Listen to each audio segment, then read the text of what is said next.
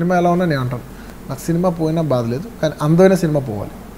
చూస్తానికి సినిమా అందంగా ఉండాలి అది అది అది పోయినా పర్లేదు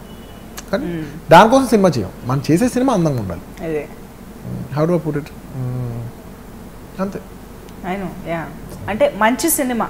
ఓవరాల్ గా డెఫినెట్లీ కంటెంటే కాదు దాని ప్రెజెంటేషన్ కూడా చాలా బాగుంది అవును ఇది మేము కాన్సన్ట్రేట్ చేస్తాం